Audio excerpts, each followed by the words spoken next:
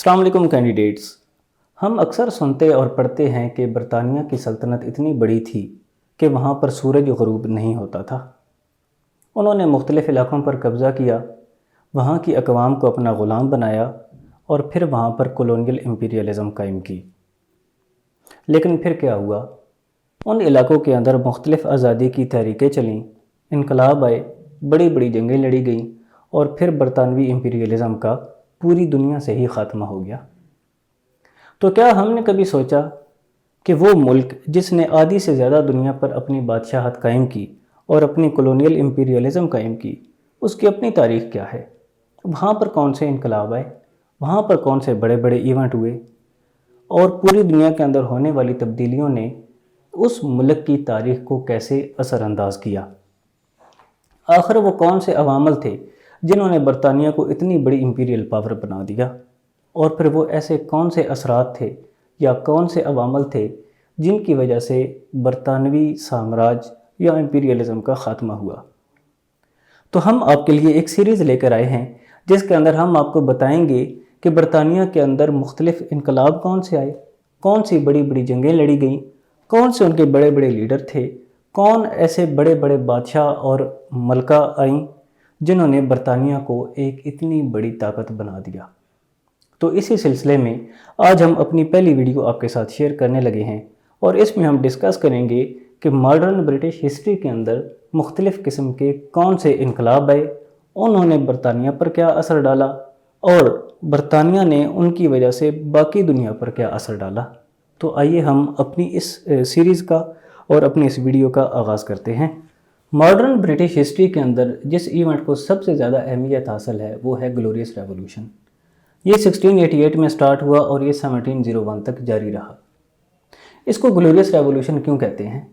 ویسے تو ریولوشن کا ورڈ سن کر ہمارے ذہن میں جو امیج بنتا ہے وہ یہ ہے کہ بہت زیادہ جنگ و جدل ہوا ہوگا، خون خرابہ ہوا ہوگا، مختلف بستیاں، شہر اور علاقے تباہ اور برباد ہو گئے ہوں گے۔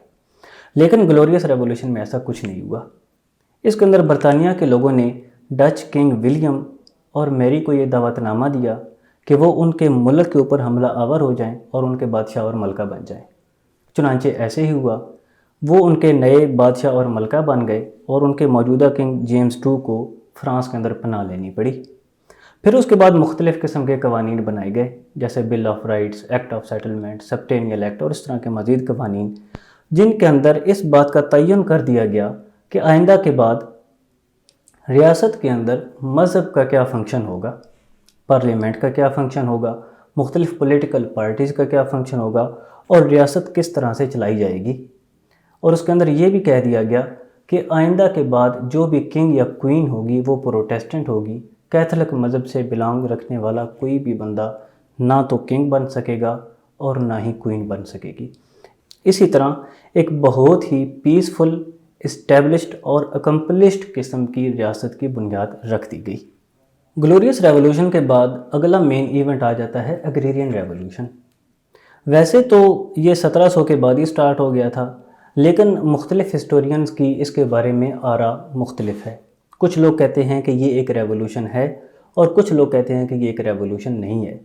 لیکن حقیقت تو یہ ہے کہ اس پیریڈ کے دوران برطانیہ کی ایگریکلچر کے اندر اور زراعت کے اندر کچھ اس قسم کی انقلابی تبدیلیاں آئیں کہ تھوڑی سی لینڈ فارم کے اندر سے بھی انہوں نے بہت زیادہ پروڈیوس اور ملٹی فولڈ قسم کے فوائد حاصل کرنے شروع کر دیے تھے۔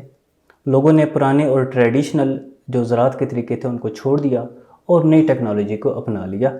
اسی طرح زمینوں کی باؤنڈریز لگا دی گئیں، کیٹل فارمنگ کے اندر بہت زیادہ تبدیلی آئی جس کی وجہ سے میٹ کی پیداوار بڑھ گئی، جس کی وجہ سے ان کے دودھ کی پیداوار بڑھ گئی، اور اگریرین ریولوشن کی وجہ سے وہاں پر بہت زیادہ را میٹیریل کی پروڈکشن بھی شروع ہو گئی جو کہ آئندہ آنے والے انڈسٹریل ریولوشن کی بنیاد بن گئے۔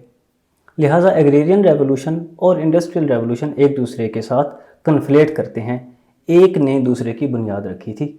پھر انڈسٹریل ریولوشن آ گیا جس کے اندر مختلف قسم کی سائنٹیفک انوینشن ہوئیں، مختلف ڈسکوریز ہوئیں، جو برطانیہ کی ڈومیسٹک انڈسٹری تھی وہ ایک بہت بڑی ایمپائر کی شکل اختیار کر گئی۔ بڑے بڑے کارخانے بن گئے، فیکٹریز بن گئیں اور برطانیہ نے اپنی کولونیل جو مارکیٹس تھیں ان کو اچھی طرح سے میٹیریلائز کیا اور بہت زیادہ اکنامک اور سوشل پراسپیرٹی کی طرف برطانیہ کی جو ریاست تھی وہ رواں دواں ہو گئی۔ لہٰذا 1700 سے لے کر 1760 تک ایگریرین ریولوشن اور 1760 سے لے کر 1840 تک کہا جاتا ہے کہ برطانیہ اور پورے یورپ کے اندر ایک انڈسٹریل ریولوشن آیا، جس نے برطانیہ کو بہت ہی زیادہ اچھے طریقے سے اور پازیٹیو طریقے سے اثر انداز کیا۔